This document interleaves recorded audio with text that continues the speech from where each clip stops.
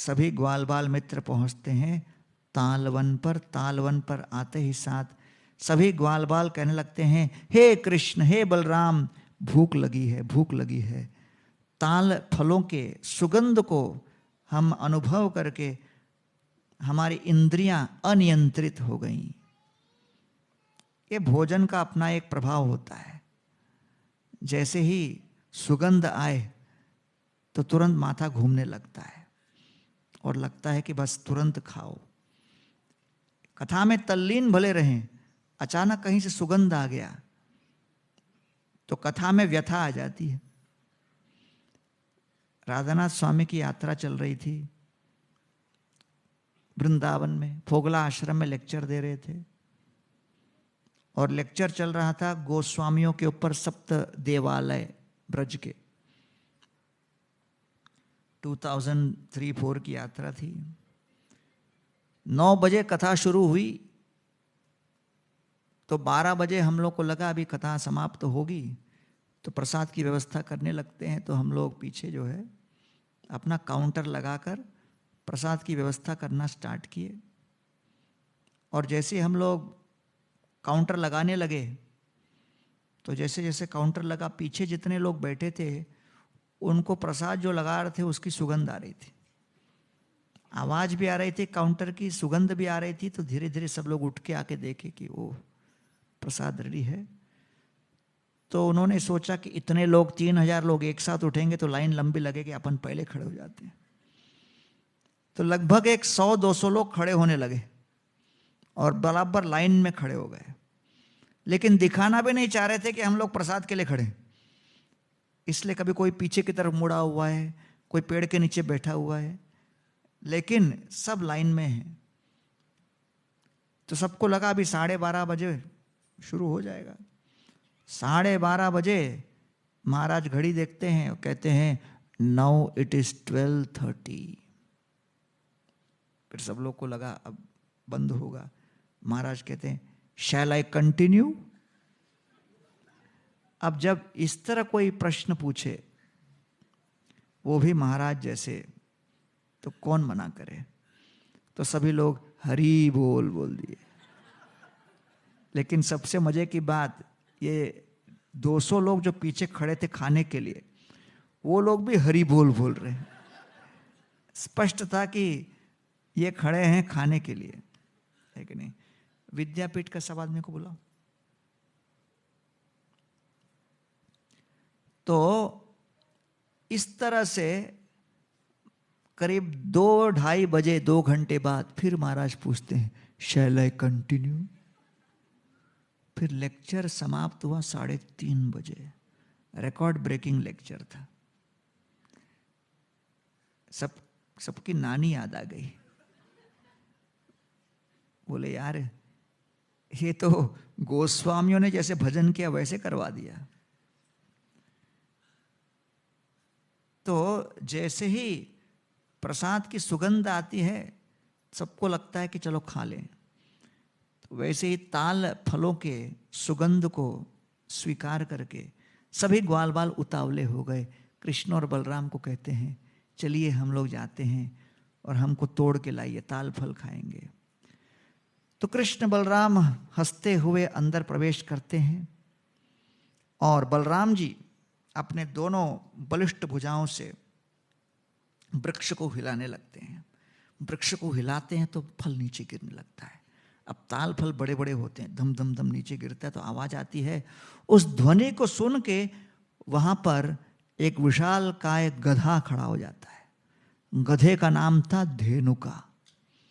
दिखने के लिए गधा था, वास्तव में असुर था, इसलिए नाम था धेनुकासुर।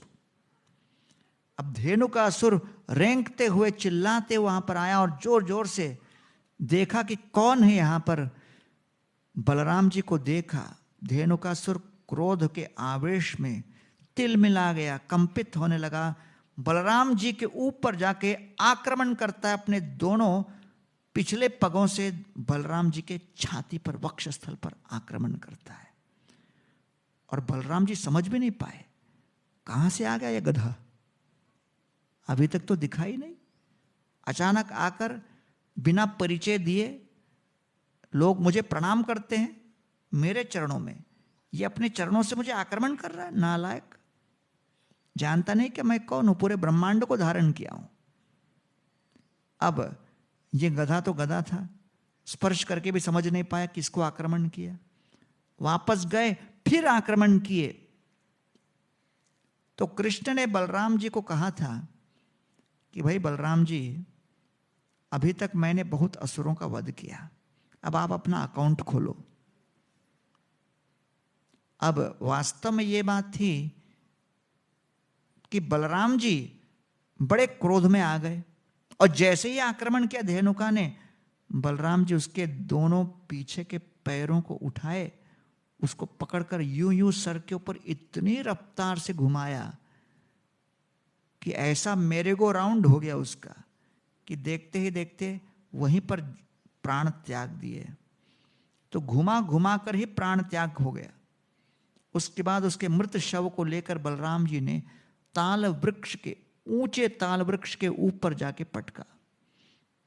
अब वो ऊंचा ताल वृक्ष के ऊपर जब गिरे तब वो निचले वाले ताल वृक्ष पे गिरा, फिर वो निचले वाले पे गिरा। देखते ही देखते सारे ताल वृक्ष वहां पर गिर गए। चारों दिशाओं में ताल वृक्ष गिरे हुए थे। अपने स्वामी को मरा हुआ देखकर धेनुकासुर के कई दूसरे अनुयायी शिष्य गधे और थे, जो रंग बिरंगे थे, लाल पीले नीले हरे, वो सब आक्रमण करने लगे। तब कृष्ण भी स्वयं प्रकट हो गए। कृष्ण ने कहा बलराम जी को, कुछ गधों को तुम देखो, कुछ को मैं देखता हूं। दोनों ने मिलके कई गधों का सफाया कर दिया, और चारों दिशाओं में केवल गधे ही गधे गिरे हुए थे। और इस अवस्था और परिस्थिति को देखकर भगवान श्री कृष्ण बलराम जी को कहते हैं कि भाई, ये जो हमने देखा, ये वास्तव में हमारे पूर्वज प्रहलाद महाराज की इच्छा को पूर्ण करने के लिए जो व्रत हमने दिया था, उसको हमने पूरा किया है। तो पिछले जीवन में धेनुकासुर क्या रहे? साहसिक। साहसिक कौन है? बलि महाराज के पुत्र। बलि महाराज किसके पुत्र हैं? विरोचन के पुत्र। विरोचन किसके पुत्र हैं? प्रहलाद महाराज के पुत्र। तो भगवान ने कहा था प्रहलाद महाराज को कि मैं आपके वंश के किसी भी जो वंशावली में किसी की हत्या स्वयं नहीं करूंगा। तो बलराम जी भगवान श्री कृष्ण की ओर से उनके निमित्त बने। तो कृष्ण ने कहा मैं नहीं मारूंगा। नहीं मारा। किसने मारा? बलराम जी ने मारा। मेरा दायित्व थोड़ी है इसमें। तो ये साहसिक जो था, 10,000 स्त्रियों के साथ गंधमादन पर्वत पर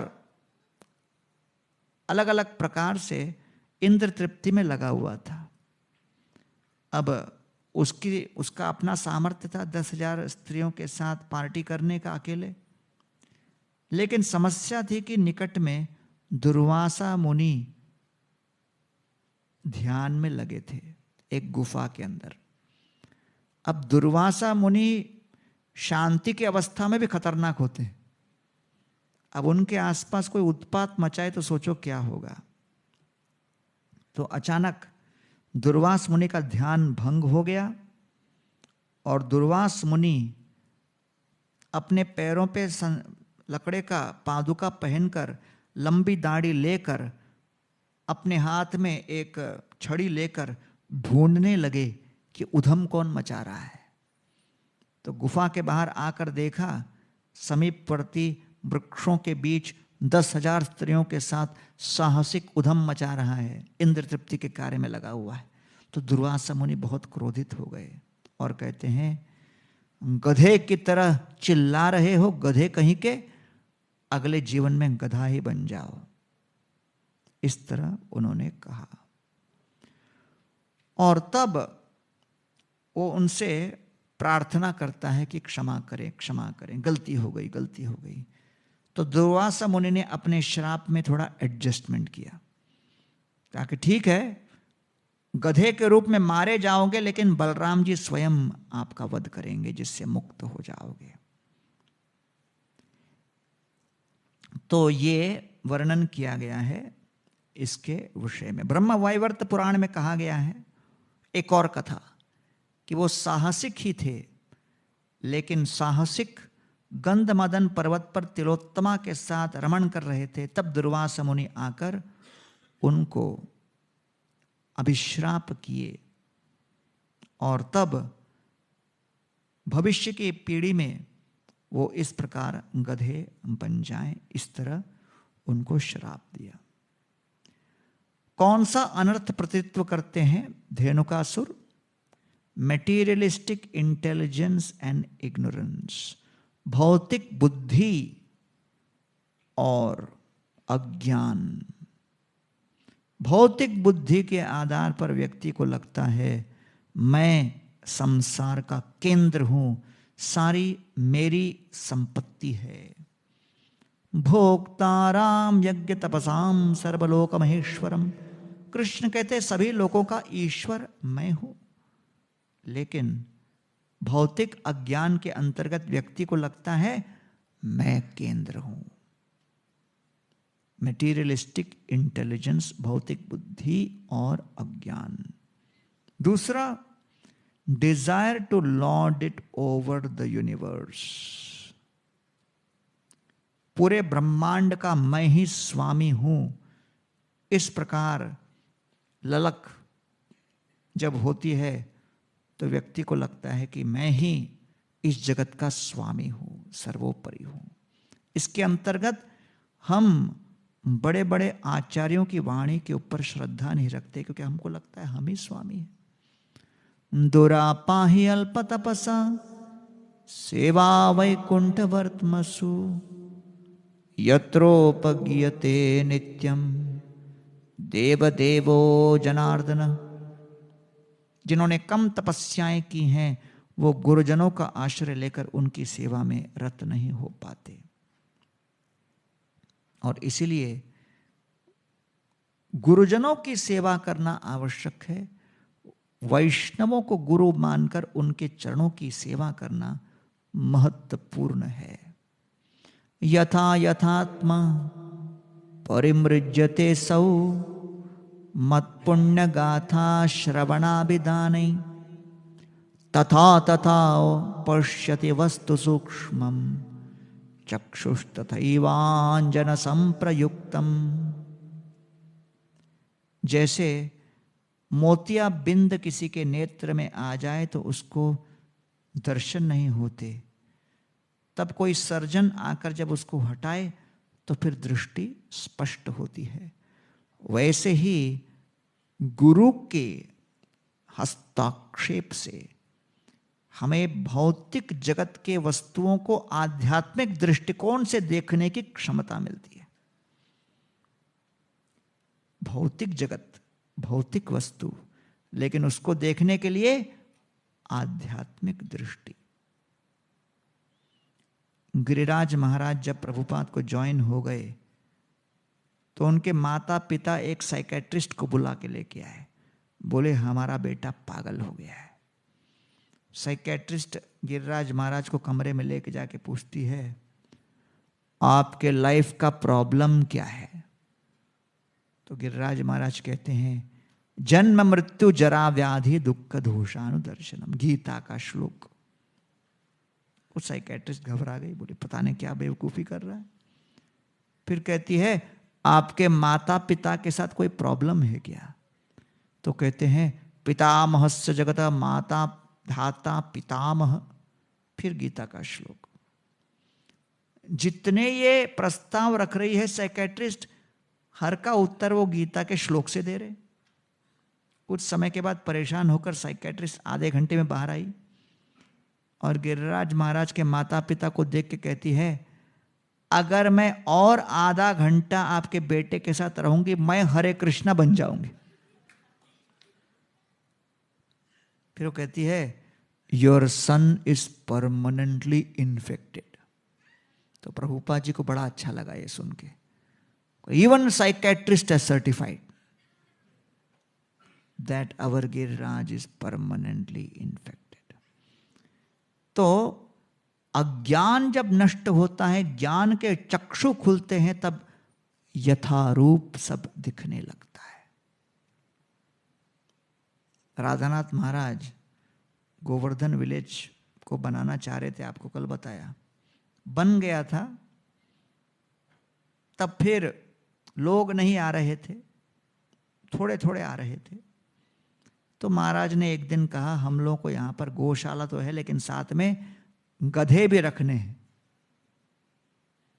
मैं सोच रहा था पहले ही हम गधे हैं जो कि अज्ञान में हैं, और कितने गधे लाएं भाई। तो मैंने कहा गधे क्यों?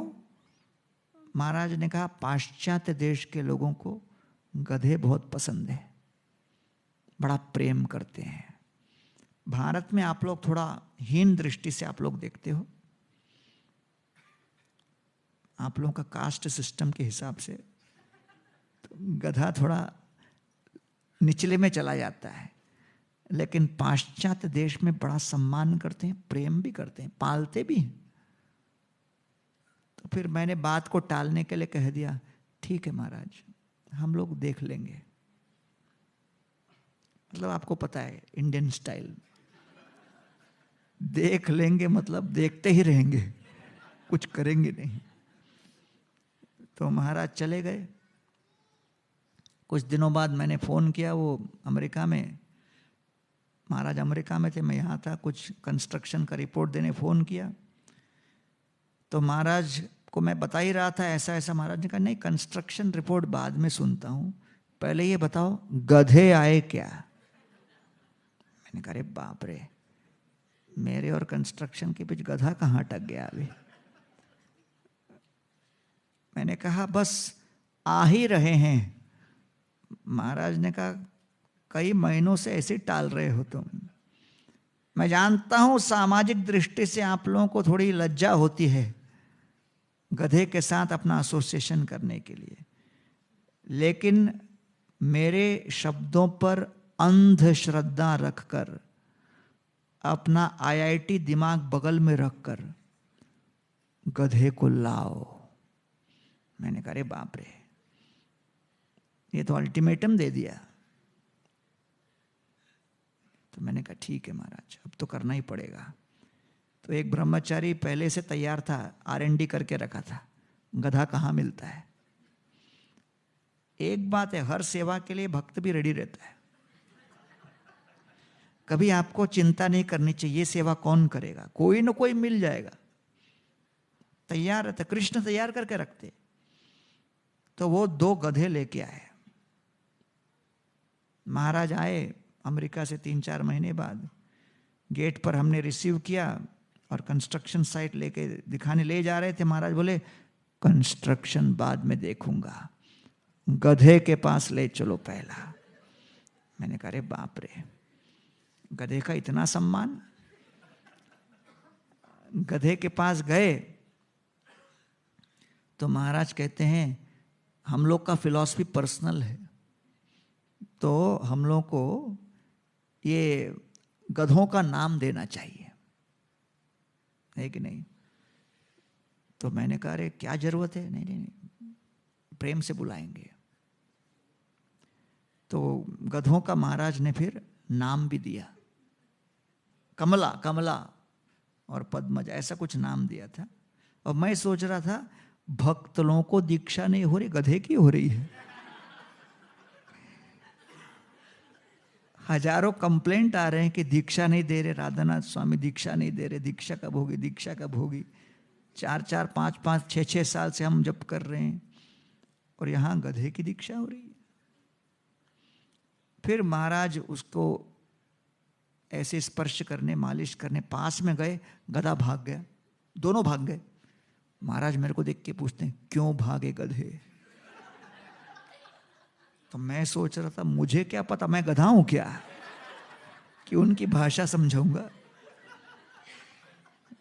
फिर महाराज ने, मैं कुछ बोला नहीं, तो महाराज ने कहा ये इसलिए भागे क्योंकि जिस आदमी ने पाल के रखा था इसे, उनकी पिटाई किया होगा, तो मनुष्यों से घबराते हैं। अब हमको इन्हें ह्यूमन फ्रेंडली बनाना होगा। मैंने कहा बाप रे, वो कैसे करें? महाराज ने कहा इसकी मालिश करना है रोज, प्रेम से कई घंटे मालिश करो गधों की। मैंने कहा बाप रे बाप। उस समय पहली बार सोचा मैं कौन हूं? Why do bad things happen to good people? IIT करने के बाद ये क्या चल क्या रहा है यहां पर? गुरु और शिष्य के बीच चर्चा का विषय क्या है? गधे की मालिश। इतने श्लोक पढ़े, इतनी कथा किया, इतना सब फिलॉसफी के बाद यहां चल रहा है गधे की मालिश कौन करेगा? मेरा दिमाग घूमने लगा। फिर मैंने कहा महाराज, अभी तक तो आपने गौ माता के लिए कहा था, वहां तक तो ठीक था, गधे की मालिश कौन करेगा? महाराज ने कहा तुम करोगे। मैं तो वहीं चक्कर खा के गिरने वाला था। तब महाराज ने कहा नहीं नहीं, आसपास कोई होगा, उनको एंगेज कर लीजिए। तो फिर 1-2 लोगों को लगा दिया, वो मालिश वालिश करने लगा, देखभाल करने लगा। 6 महीने बाद अमेरिका से जो मेन मालिक थी, 2 लोग वो आए। वो बोले हम लोग का अमेरिका में बहुत सफल योगा स्कूल चल रहा है, हम लोग राधानाथ स्वामी के जर्नी होम से प्रेरित हैं। हर साल हम लोग 3 रिट्रीट विश्व में अलग अलग जगहों पे करते हैं, तो हम भारत में एक जगह ढूंढ रहे हैं जहां भारत में कर सके। तो इसलिए गोवर्धन विलेज कैसा है देखने आए हैं। तो महाराज ने मुझे कहा बिल्कुल वीआईपी लोग हैं, तो खुद इसको टूर दो इन लोगों को। तो मैंने दोनों को टूर दिया, पूरा बिल्डिंग दिखाए, ये दिखाया, सस्टेनेबिलिटी, ये वो सब दिखाया। तब तो वृंदावन फॉरेस्ट बना भी नहीं था, 2013 की बात है, डीटीज भी नहीं थे। तो घुमाने के बाद फाइनली उन्होंने पूछा और कुछ है क्या? मैंने कहा सब हो गया, बस एक चीज रह गया, लेकिन पता नहीं दिखाओ कि नहीं। बोले क्या? बोले मैंने कहा गधाशाला है। हो, गौशाला को छोड़ के गधाशाला भी दिखाओ। मैं लेके गया, गधे वहां पर विचरण कर रहे थे। तब तक बड़े फ्रेंडली हो गए थे। जैसे ये लोग दोनों प्रवेश किए, भागे भागे आए, भागे भागे आकर बिल्कुल अपना शरीर पास में कर दिया। ये लोग मालिश करने लगे और ये लोग मचलने लगे। फिर वो मेरे को पूछते हैं दोनों अमेरिकी लोग, ये गधे काम क्या करते हैं? मैंने कहा कुछ नहीं, दिन भर घूमते हैं और खाते हैं। भारत में तो गधे लोगों को वजन ढोने के लिए लगाते हैं। मैंने कहा भैया राजकुमार है दोनों, केवल घूमते रहते हैं और कुछ नहीं। तो वो लोग बगल में गए और आपस में कुछ चर्चा करने लगे। कुछ देर चर्चा करने के बाद वापस आए और बोले देखो, हम लोगों के योगा स्कूल में सबसे महत्वपूर्ण पहलू है एनिमल प्रोटेक्शन, एनिमल वेलफेयर, पशुपालन, पशुओं की रक्षा। तो हम भारत के कई कई जगह पे गए हैं, हमने देखा कि बहुत पशुओं का अत्याचार होता है, लेकिन यहां पर न केवल आप लोग 100 गायों की रक्षा कर रहे हो, साथ में गधा, जिसको कई जगह भारत में शोषण किया जाता है, उसको सम्मान के साथ रखे हो। मतलब क्या भाव है आप लोगों का? आप लोग तो मूर्तिमान करुणा के स्वरूप हो। इसलिए हमने निश्चय किया है कि हर साल हम अपना योगा ग्रुप को गोवर्धन विलेज ही लेके आएंगे।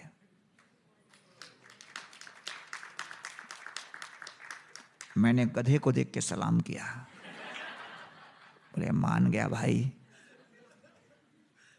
तेरी भी महिमा आज समझ गया मैं।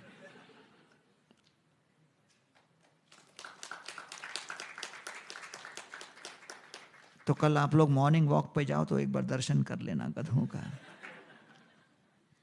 अभी परिवार बढ़ गया है उनका, 2 से ज्यादा है अभी। तो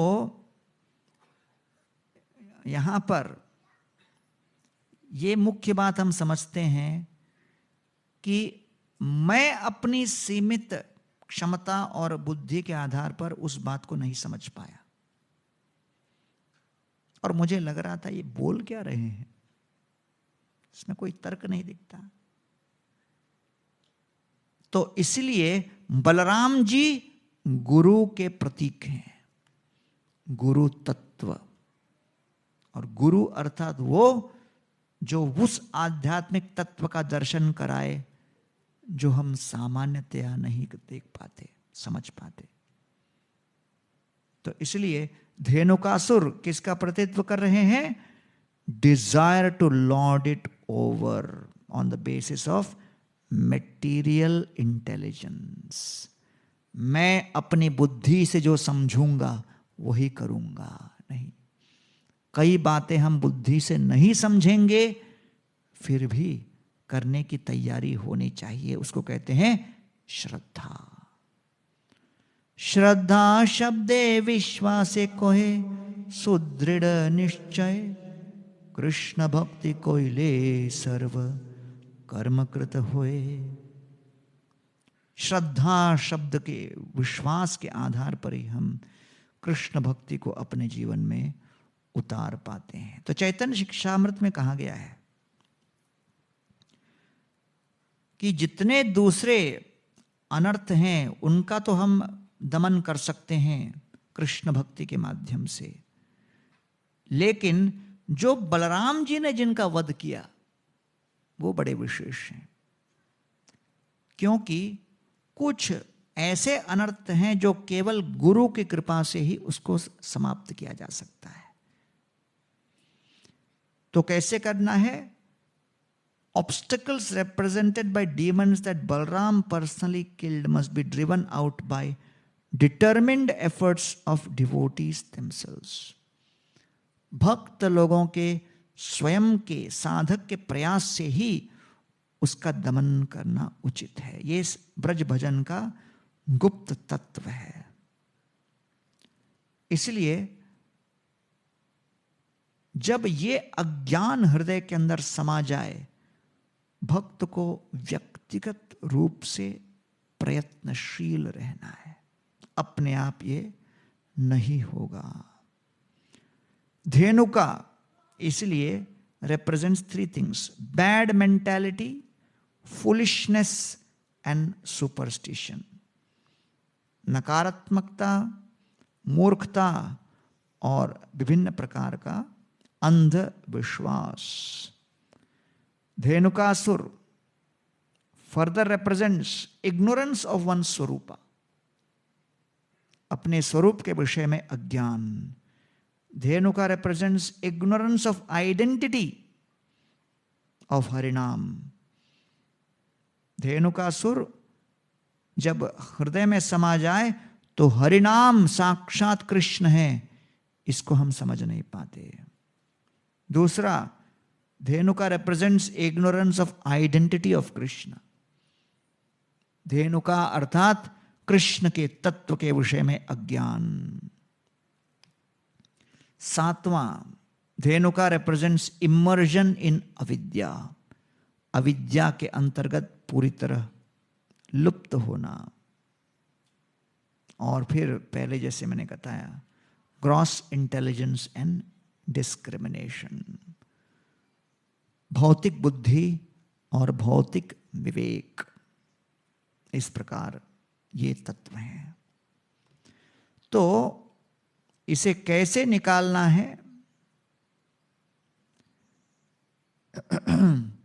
ये जब हम आध्यात्मिक गुरुजनों के आश्रय में रहकर उनकी सेवा करें, तब जाकर धीरे धीरे हम इनको निकाल पाते हैं। एक और महत्वपूर्ण बात यह है, धेनुकासुर कृष्ण और बलराम और ग्वालबाल मित्रों को तालवन में प्रवेश करने से निषेध कर रहे थे। क्यों? ये मेरा वन है, तालवन। तो वैसे ही जब धेनुका की भावना आ जाती है, वैष्णव समुदाय में भी सब लोग कहने लगते हैं ये हमारा गुट है, ये आपका गुट है। सेक्टेरियन वे है कि नहीं? वैष्णव अर्थात उदार हृदय, सबको स्वीकार करने वाला। लेकिन यहां पर धेनुका जब प्रवेश कर जाता है तो नहीं, हम अलग वो अलग, और इस तरह लड़ाई झगड़े का माहौल तैयार करना। वो आगे फॉरेस्ट फायर में भी इसी प्रकार का आता है। तो इसलिए भौतिक बुद्धि का प्रयोग, तो ये सब बातें हैं जिसको हम समझते हैं, जिसको धेनुकासुर प्रतिनिधित्व कर रहे हैं।